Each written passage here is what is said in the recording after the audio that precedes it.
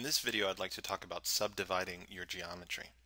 If you look up here at the top, you can see the point count for this model is about 24,000 polygons.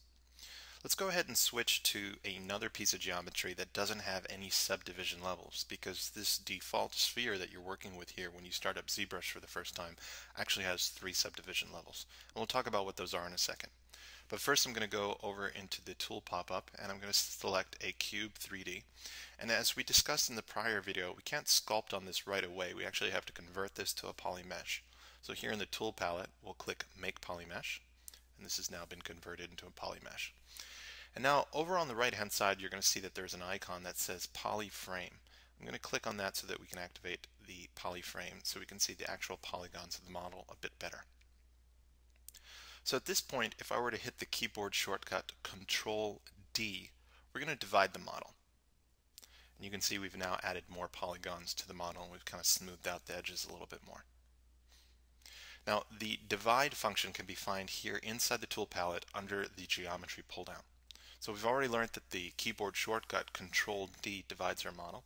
So you can see now here on this slider that we actually have 2 subdivisions now. If I were to hit Control D one more time, you can see that this number now pops up to 3. And again, as we look up here at the top, we went from a smaller poly count now up to 8,000. We can actually now move up and down these poly counts, which is what makes this whole subdivision process so powerful. We can work on the low resolution model and then move to a higher poly count and sculpt in some high detail without losing the lower resolution model.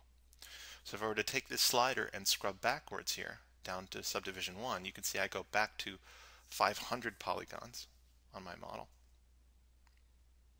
And then I can take this slider and easily move all the way back up to 8,000. And of course you can keep repeating this process. Depending on your system, you'll be able to push this poly count higher and higher and higher. So right now I'm at about 100,000 polygons, 500,000 polygons, about 2 million polygons. You can actually take it up to over 1 billion polygons inside ZBrush. And in later videos I'm going to show you how to do that by using subtools and using your HD geometry. But for right now, I just wanted you to understand that the keyboard shortcut Control D divides your geometry, giving you more resolution to sculpt with. Shift D is your keyboard shortcut to go back down those resolution levels. And you have access here in your geometry pull down in the tool palette to slide up and down those subdivision levels.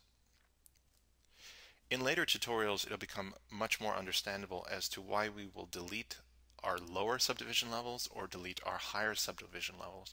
But just be aware below this slider is where we can actually press the button to delete the subdivisions lower. So for instance, if I wanted to have a model at 2 million polygons and didn't have any subdivisions below that, I could delete lower now that I'm at subdivision level 7. Or if I wanted to take this down to 1 and didn't want any of the higher subdivision levels, I could click Delete Higher. And you can see now we're back to a model with no subdivision levels.